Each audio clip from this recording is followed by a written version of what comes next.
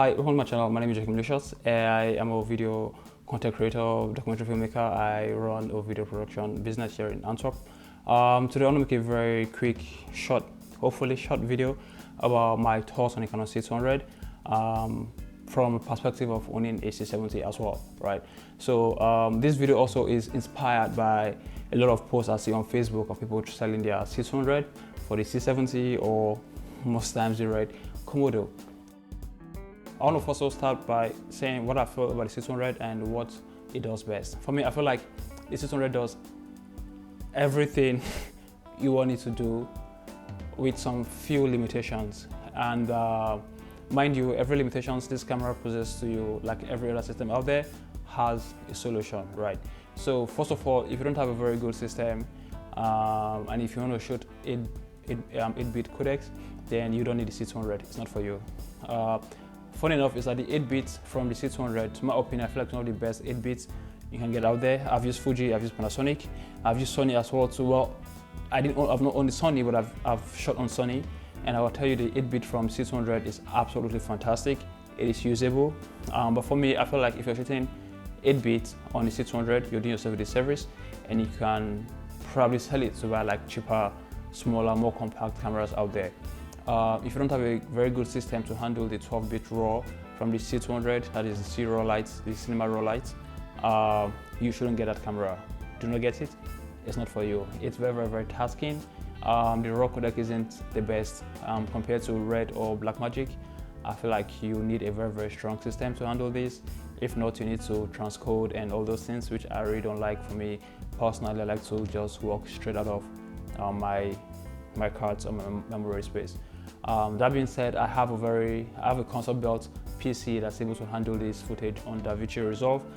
Talking about handling footage and workflows, sometimes, you know, I feel like we spend a lot of emphasis on the PC, but we do not look at the editing suite we use. So for instance, I used to be a Premiere Pro person, and I used to have a lot of issues editing certain projects. Like for instance, editing cinema RAW lights on Premiere Pro is very difficult. It's almost impossible to an extent if you don't have a very good system. And also the RAW capabilities, you don't have all the full functionalities on Premiere Pro.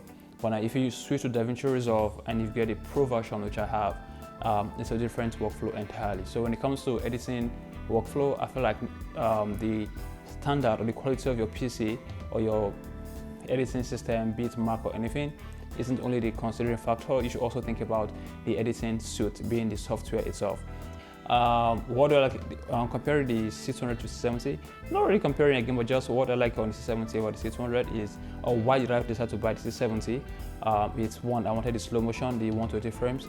Funny thing is, I almost never shoot even in 50 frames or 75 frames or 150 or 120 frames. I really never shoot in those stuffs because I make documentaries, right? And most of my stuffs or corporate videos don't really require slow motion. And in general too, I try to use as little slow motion as possible and only when necessary. So for me, slow motion is not really a big deal. But recently I dabbled into commercial videos, and of course, there you need a bit of slow-mo here and there. So I got the C70 for that.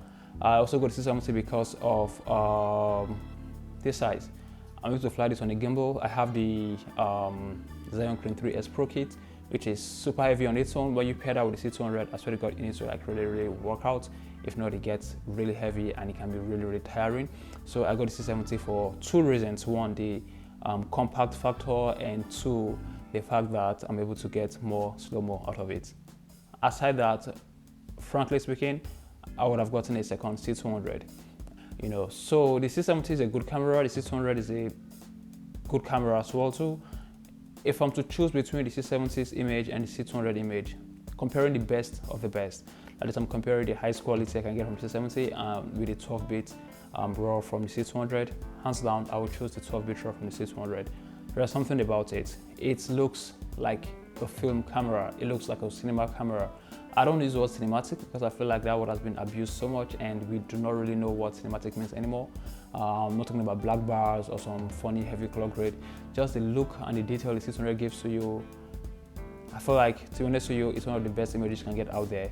Of course, it's subjective, right? So this is my own opinion. I think the C200 raw image is the best. That is why I say if you're shooting 8 bits on the C200, then you are doing yourself with the service, because this camera really shines on the 12 bits. Why didn't I sell my C200 to get a C70? Aside the fact that I could afford a C70 and I wanted at least 2 cameras for my shoots because I make documentaries, right? And I need an A and B cam at least. Having a C cam as well too would be perfect, but I can make use of 2 for now. Why didn't I get a second C200? Because of the points I made earlier on about being flexible and just being a little bit diverse, staying in the same ecosystem, Canon, or just having one tool that can do a little bit more than the other. I think, of course, different projects call for different tools, right? So that's why I got both of them. If I was to choose between one of 2 cameras, to be honest with you, I'll really need to think properly about what would be my core activities. Based on that, I'll need to think properly because C200 shines in the sense that when I take this to a client, and now this is not about the capability, it's not about technical specs or anything, capability or anything, because when I take this to a client, I see how they react, and clients don't know anything about cameras. For them, the bigger the camera, the better, right? So, excuse me, this is what make business smart decisions, right? If I know my clients, most clients like the big cameras. You don't go to a client with a small camera after paying you thousands of euros or dollars, and then they go like, yeah, my brother, my son-in-law, my cousin, nephew, whoever has the same camera as well too, right? Even though we filmmakers, we know that, listen, these days cameras, really, the capabilities are not defined anymore by the size and stuff like that, you know, but yeah, it just helps. If I want to travel, for instance, I want to go to C200, no, I want to go to C70. It's better for me. It's smaller, it's more compact, and you know, it's more discreet.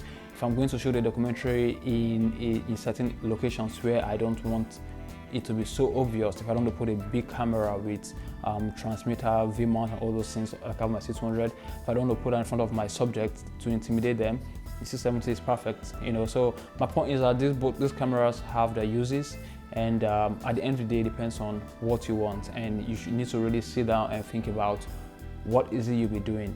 The C70 is a really good camera. I feel like it's an all-rounder, as well as the C200 as well. So it just depends on your needs. To round this up, really, what am I trying to say? Both cameras are perfect. They really do what they do really well, and to be honest with you, I feel like you can go wrong with either of them. The only reason I would say you should go over the C70, aside the advantages I gave over the C200, the fact that it's newer, right? It's fresh, and if you want to put your mind at ease, knowing you don't own a 4 or 3 year old camera, then fine, go for the C70. But the truth is that the C200 is more than capable, and I will repeat it again. Personally, to me, I feel like the 12 bits from the C200 is one of the best images you can get out there when exposed properly. Of course, this applies to every other camera you have out there. All right, ladies and gentlemen, that's all I have to say about these cameras. And if you like what I said, please give me a thumbs up, subscribe to my channel, and good morning, afternoon, evening, wherever you are. Keep creating, and most importantly, stay safe. Peace out. Until next time. Ciao.